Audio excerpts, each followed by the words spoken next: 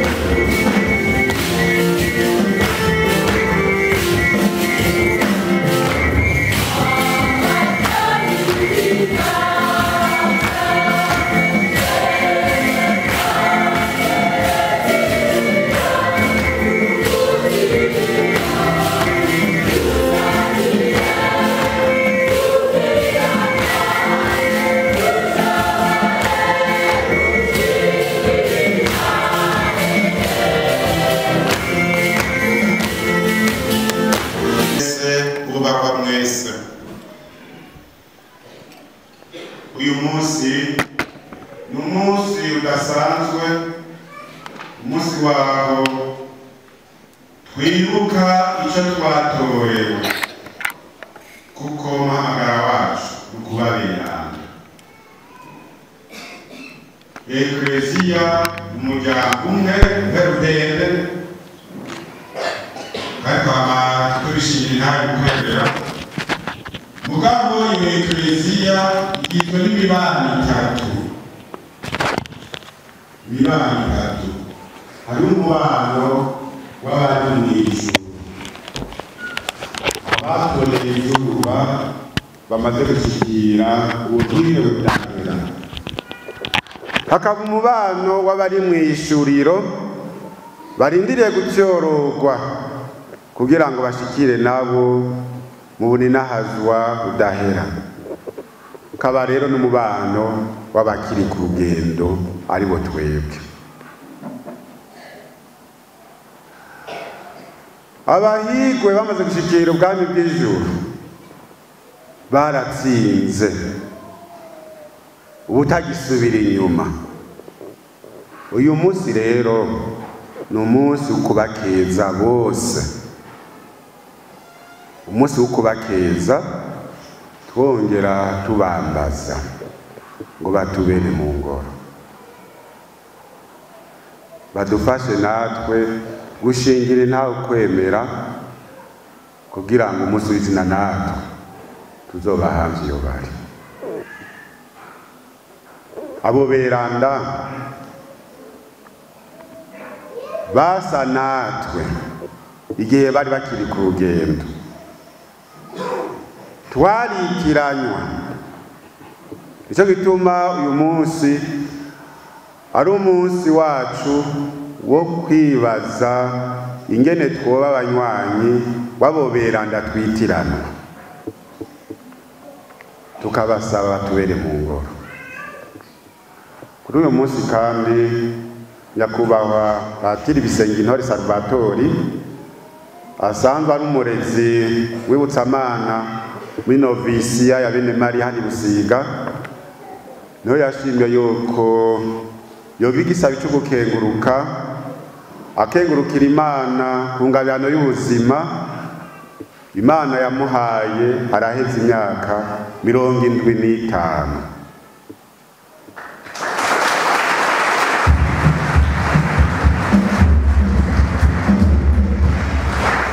Burya umuntu amaze imyaka nk'iyi aba yarabonye byinshi, aba araciye muri byinshi, ari nacyo gituma bibereye ko akenguruka. Mu byo yaronse harimo isakramento ry'ibatisimu n'andi masakramento konfirmasiyo, hamwe rero n'iry'ubusaseredoti. Mu byo yaranguye harimo igikorwa cyo kuba umurezi. Yarabaye umurezi w'abasaseredoti hariya mu seminari ntoya y'Umureke, yarabaye umurezi w'abasaseredoti hariya mu seminari y'Iburasira, mugabo kandi n'ubu n'umurezi aha mu novisiya ya Bene Mariya. Kandi si ibyo gusa, kuko amaparuwasi yaciyemo nitwoharura abo yabatije, nitwoharura abo yahaye isakramento ry'ikigongwe, nitwoharura abo yahaye impanuro byabafashije kuba abanywanyi b'Imana, n'ibindi n'ibindi. Turaza kumuha umwanya avyivugire mu Kirundi ngo gukwibwira ariko kubesha. Nako wa Patiri turagukeje, twakwifuriza yuko urugendo usigaje wowe umunywanyi abushitse n'Imana, gutyo ugategurirwa ikibanza muri bwa buhigwe bw'ijuru. Mbega iyo tuvuze aberanda abo duhimbaza uyu munsi, twumva iki? Ni bande? Twibaza ibibazo byinshi. Ni bande? Aho bari hameze gute? Igikorwa bariko barangura ni giki? Bambaye bimeze gute?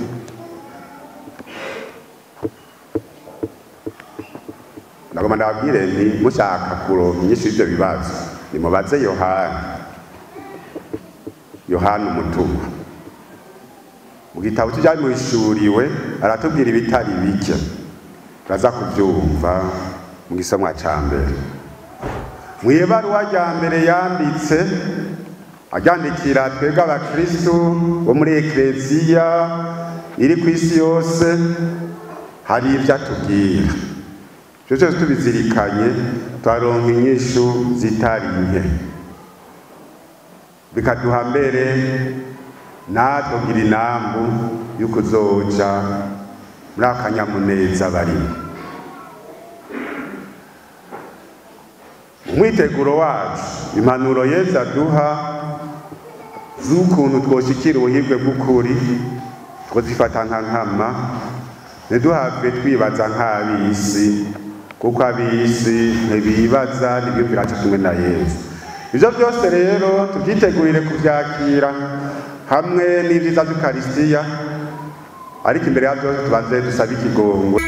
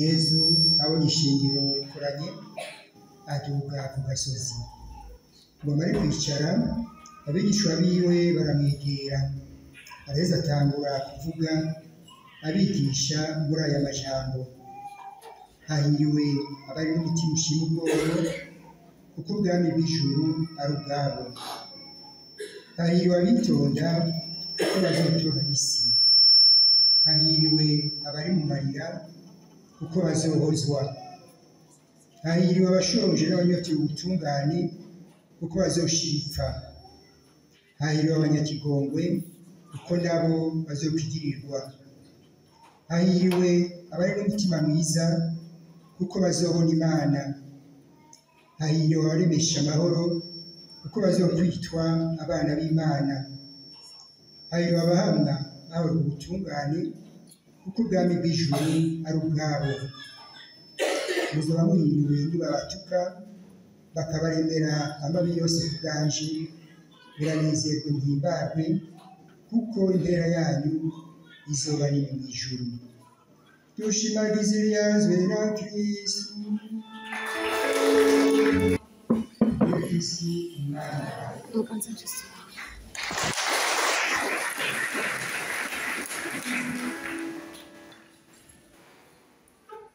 Burya rero muri uwo mwanya akazi igihe bike kandi hariho isake. Hirya y'ejo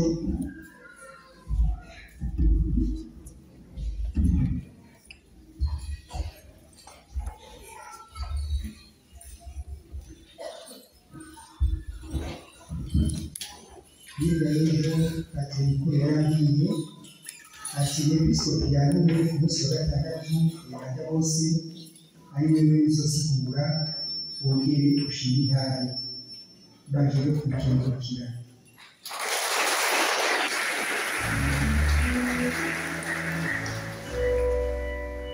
Kandi batevye bikadamugambukire navyo neguyeho n'abapatiri bigishe rero ufatiye ijambo ry'Imana ry'uyu munsi mungire ushime intare yanyu. Umunsi mukuru w'abiranga bose ni umunsi ugaragaza ubuhirwe budakorana ibyo ari byo byose, ubuhirwe butagira impamvu. Umutima Yohani yatwibye yahishuriwe abantu 144 bo mu miryango yose y'Isiraheli barashizweko ikimenyetso, baza bambaye amakanzu yera, izo kanzu bazihishije amaraso ya wa mwagazi. Bizerekana yuko ubuhirwe bw'Imana ari ubwabo bose bazoba baharaniye gusa n'Imana, bakarwana bagatsinda rwa rugamba rujana mu kweranda. Abantu b'ubwoko bwose, abantu b'indimi zose, abantu b'ibihugu byose barahamagariwe kweranda. Bityo ico gitigiri 144 cerekana. Ariko hariho abavuga ko ico gitigiri c'abazoja mu ijuru ari ico gusa. Ababifata uko kibaza yuko bagira amaganya mu mutima, yose yuko kuva isi kibaho abapfuye barengana kure cane ico gitigiri. Kuri twebwe ico gitigiri ni ikimenyetso gusa, dusabe nyabuna tuzobe muri abo beranda b'Imana. Ibyo nziza nayo yatweretse inzira y'ubuhirwe. Mu guhereza Yezu aravuze ati muhimbarwe mube mu kanyamuneza kuko impera yanyu izoba nini mu ijuru. Ubwo buhirwe buri muri kazoza kuko Yezu avuga ati bazotora isi, bazohozwa, bazoshirika, bazobona Imana. Naho ubwo buhirwe buri muri kazoza gatangurira kuri ino si, kagatuma abari imbere baja inyuma, abari inyuma nabo bakaja imbere. Ubwo buhirwe butangura mu bwa none. Mu gihe umuntu yemeye kuba amahoro, ubuhirwe bw'ijuru buraba bwiwe. Mu gihe yitonze aratora isi, mu gihe ari mu marira arahozwa. Uriyotewe ubutungane agashirika, ufise umutima mwiza nawe akabona Imana. Nyamara ubwo buhirwe ntabwo burambuka 100% hano ku isi, turabwinjiramo tugafata urugendo rutwinjizamo buhoro buhoro. Mw'ijoro niho tuzorambukira 100%, mbere tukaba umusesekara. Urwo rugendo rurimo agahimbare kenshi. Ese umunsi mukuru w'abiranga bose wotwibutsa umwizero wacu, umwizero ushikira umuhirwe ahera ukawutangurira ku isi. Yohani Mweranda nawe yatubwiye ati mugabo ico tuzi aho Yesu azozira tuzosa nawe kuko tuzomubona nk'uko ari. Agahimbare kakaba ako kubona Imana amaso yanyu, umuntu akaguma yitangarira adahengeshanya. Iwe abamarayika baba bavuga ati ijuru n'isi bisazwe ubunazwa bwawe. Ese umwizero wacu uhagarara ngaho tukaba yumvishije mbere kuko turi mu mwaka mweranda umwaka wa yubile mu Kiliziya aho tugira imyaka 2025 y'icungurwa ryacu. Ikivugo cy'uno mwaka kikaba gihagaze ku mwizero. Paul Mweranda wa Romani akatubwira yuko umwizero udatekereza gutiguti. Jewe nk'uko mubizi bahuriranye na yubile y'imyaka 25 maze ndabwira umupatiri w'umubirizi jewe nohimbarwa n'umwaka wa yubile ngiye muri yubile y'abasaserdoti ba Papa. Nawe ati jewe nzokurira indege izokurirwa. Iryo jambo ndashikiriza umwepiskopi wacu aramba ordre de mission ndikurira kuja n'ubwo rugendo rweranda nkaba ndamukirukiye.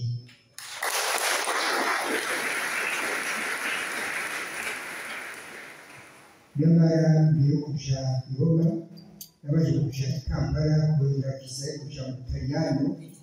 Urugendo nabwo nyine ariho abamufashijemo nabo nyine bavuga ndabakirukira.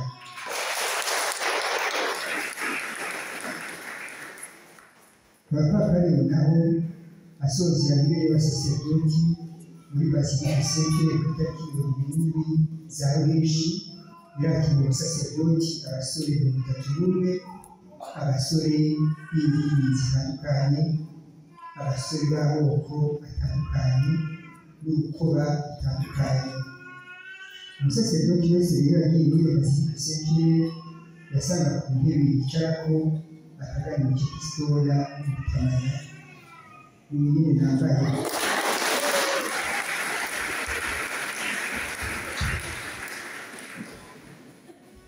wa mwizero baromera ndavuga ko yatekereza ndawukabakaba umukobo.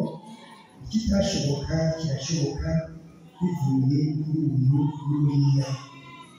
Nyamara umwizero nyamukuru umukristo wese asanganwa yo kuzobona Imana ibihe bidashira, tukaba bisangira by'abanyarwanda kuko ibidashobokera abantu ku Mana birashoboka. Uwizera Imana byose birashoboka. Umwizero wamwe ari rwacu muri byose na hose. Irindi jambo dukoresha uyu munsi ni yubile y'imyaka 25 yaje y'amavuko. Ku mugoroba wo kuwa mbere Munyonyo 1950 ku munsi w'uyu ko mu masaha ya saa moya y'ijoro nari namwe ndabwira mawe nyuma toka mubyara.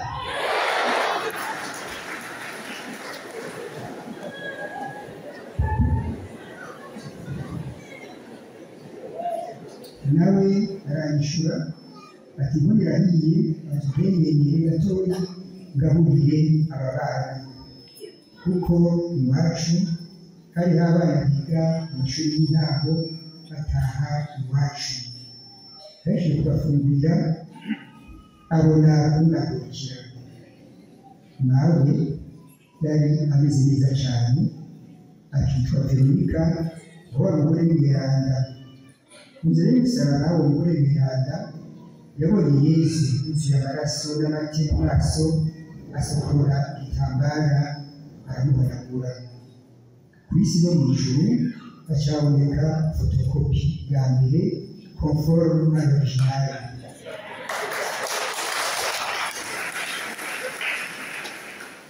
Reka berekane iki uko byagenze.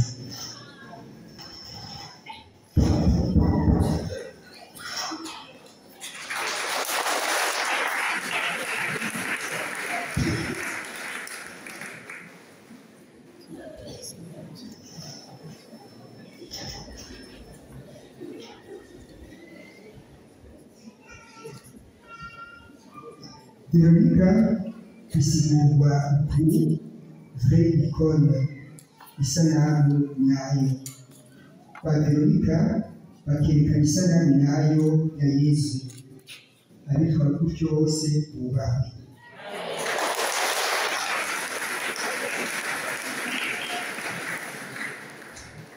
inyuma y'iminsi 3 mvutse urupfu murazi ko ruba rubungabunga rurondera rworosa nuko rero ruraza ruragendera ko isoko urunjani ndabaca n'igi arambatiza banijira mu bakristu kuri Salvatore.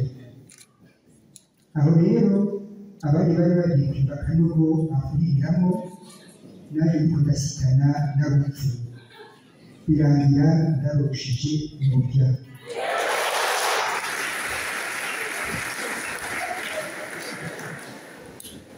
Babonye ndarusiye baciye bajya gusuka amabuye muri ka kanogo bari banyimbiye, ariko nari kuba mvuvye ngenda nk'ababonye.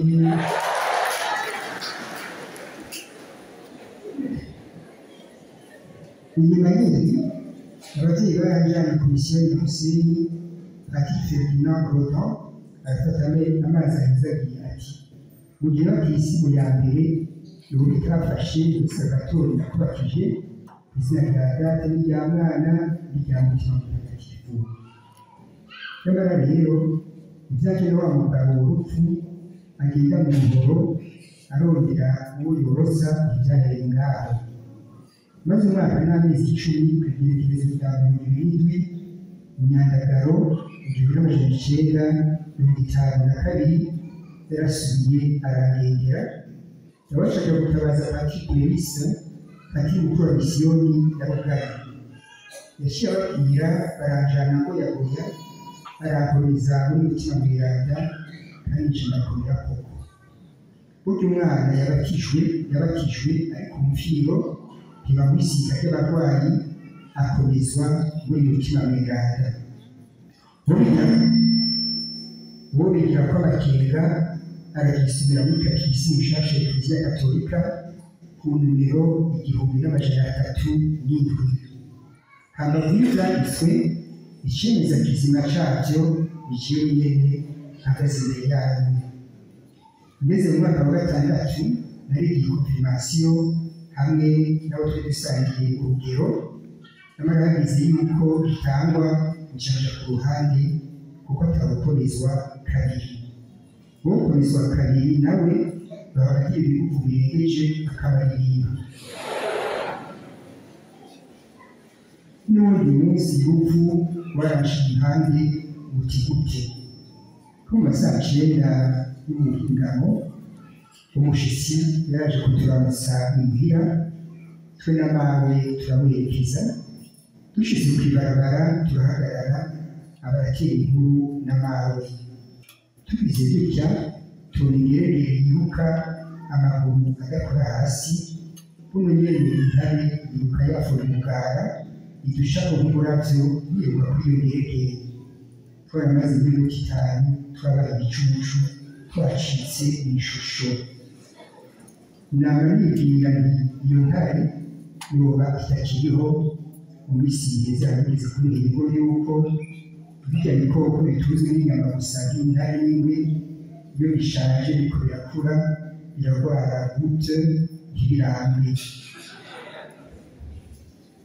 Ku munsi w'izuka imidarizo yonari kuri kwitama imbega kubera iki biruka kubimusiga ukarengana iboro 3 zirakorera nawe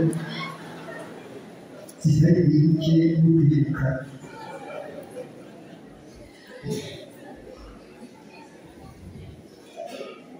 Inkuru zanje n'abapfu tuzigarukirize ngaho. Mu kwezi kwa Myandagaro mu 1959 misiyoni ya Rugari ahimbaza imibiri y'imyaka 50. Kuri uwo munsi mukuru haje kwiyereka abirisi b'umuganwa ihengereza. Izo ntore zaragiye ndatwarwa kuva ubwo umutima ari mu bigere njirika bisenga intore yatubona sentore gatutisha utore yagiye utugibi tukaririmba mwewe mwandana.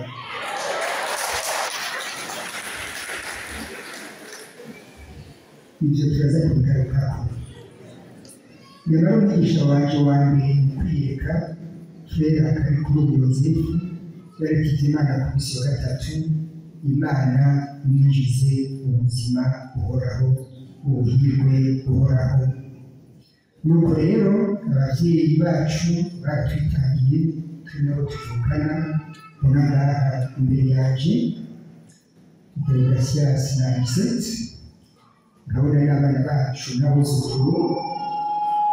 Rero amashuri turayabandanya, je navuye nkurikirana umuhamagaro wa Yesu, ndamubera umusaserdoti wewe namusigiye Stanislas Kabungu kw'igerekezo rya 11 mu Kakaro 1987.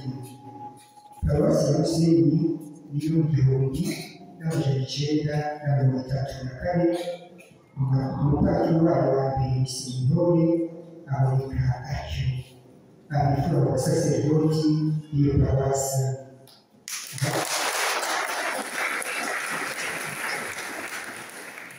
Nkaba umushyikirano mukuru wa paruwasi y'Umukango. Nkabazi n'abapatiri bakuru baje bavuka nabo nyene muri paruwasi Musenyi, turi kumwe hano n'abo tutari kumwe twabavuganye. Mu butumwa nahawe n'umwepiskopi nahereye ngaha Musiga, ndaja mu seminari ntoya y'Umureke, ndaza urwaruka rwinshi, mbere bamwe bamwe turi kumwe hano. Muri bo hano abaye abasaserdoti, turi kumwe nabo nyene hano, nkaba ndabaramukije. Hariho n'abandi babaye bari Kirumara mu gihugu cyacu c'Uburundi, barerewe muri seminari ntoya y'Umureke, nabo nyene ndabaramukije. Ndabona David imbere yaje n'abandi babaye muri seminari. Nyuma nagiye mu seminari nkuru y'Urasira, aho nyene turahurira n'urwaruka bitegura umusaserdoti, kandi nabo nyene benshi muri bo barabaye abapatiri, kandi n'abatari abapatiri Ikirumara mu gihugu cyacu c'Uburundi. Nkaba ndabikengurukira Imana. Naravuye rero baganiriza ubutumwa muri diyoseze nkuru ya Bujumbura, muri paruwasi Saint Joseph Nyangagara. Abo mu Ngagara turi kumwe wese ndabaramukije kandi ndababona. Korali Rukundo Laudation, abakristo ba Ngagara, quartier 3, quartier 6, Efrero, ndabaramukije mwese ndabaramukije. Narabaye kuri katedrali Regina Mundi, abakristo b'abanyerohero nabo turi kumwe ndabaramukije. Narabaye no mu Kinindo, aha ndabaramukije Patrick Defonse Nduwaye turi kumwe ngaha. Twabaye tukaba twarasangiye na Yuri y'imyaka 50, ati bakoze kubaho natwe kuri uno munsi. Zo kugira n'izokurikira zobwira. Inyuma ya Bujumbura narabaye kuri katedrali Ngozi, naho nyene bari bafise inshuti nyinshi, bafise n'inshuti bene data. Yesu ashimwe cane. N'Abayisilamu turafitaniye ubucuti. Karibu, salamu alaikum. Wewe tugeze Musiga, imyaka 38 maze patiri, 20 maze hano Musiga.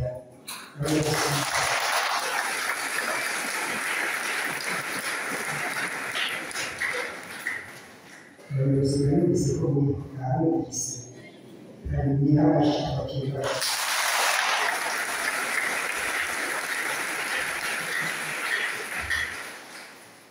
Muri myaka 20 maze hano Musiga, icyumba maze ibitekerezo bisa.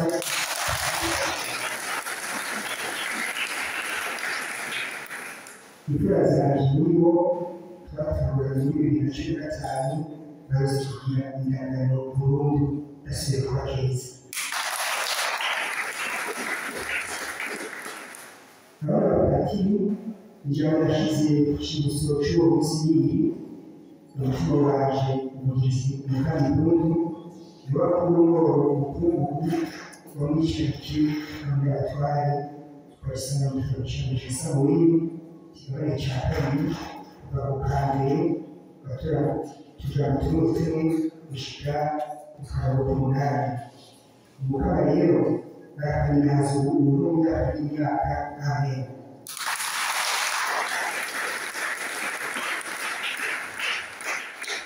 Mwese kuganira uhora n'Imana n'inzozi na bose ndabarangije.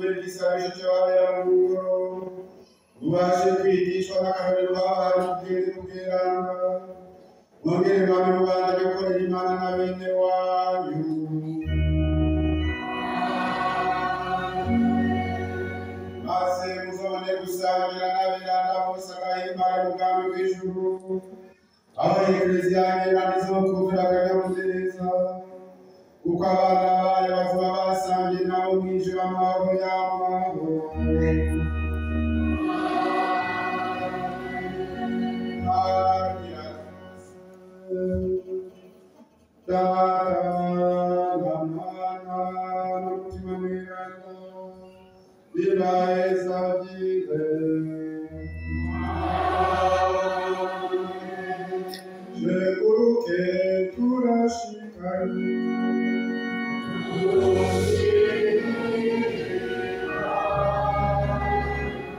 bakunzi ba Axia Vibes TV, iteka ryawe, iteka ryanje, iteka ryacu, kwemera kuvyara ubuzima. Hano turi Busiga, turabona ko hari abatumire bariko barashika. Hano imbere ya kamera murabona umutumire w'iteka yaje muri rubanza rwa yubile y'umusaserdoti wacu Bisenga Intore. None rero tugusabe widondore, utubwire izina ryawe na pawaso waje uvamo. Jewe nitwa Nikuze David Aristide. Naje mva muri Paruwase Kanyosha. None ga Aristide, uno musi uyumva gute kuri yubile y'umusaserdoti Patiri Bisenga Intore Salvatore?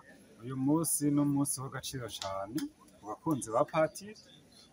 Rero numva akanyamuneza, nkaba ndananezejwe kandi yuko ari n'umunsi mukuru w'abiranga. Rero nakanyamuneza ntangere kuko isabukuru y'umukunzi wacu ihoranye n'umunsi mukuru mwiza w'abiranga. None gira ico wipfurije Patiri kuri uno musi we wa yubile. Kuri uno musi wa yubile Patiri wacu turamwipfurije akanyamuneza, turamwipfurize kurambana natwe, turamwipfurije kandi kuguma aninaza umukama ubuzima bwiwe bwose. Amen, amen. Urakoze Aristide. Urakoze. Patiri tumwifurije urukundo, amahoro, umugisha n'imiheza biva ku Mana, yame abasi ko urukundo yamanye kuva kera ariko bazokwamana n'iheza ryiza. Murakoze nawe. Ndifurije Patiri wacu kubandanya aruranirwa, arangura ubutumwa bwiwe neza, kandi turamwifurije no kuzogira iherezo ryiza.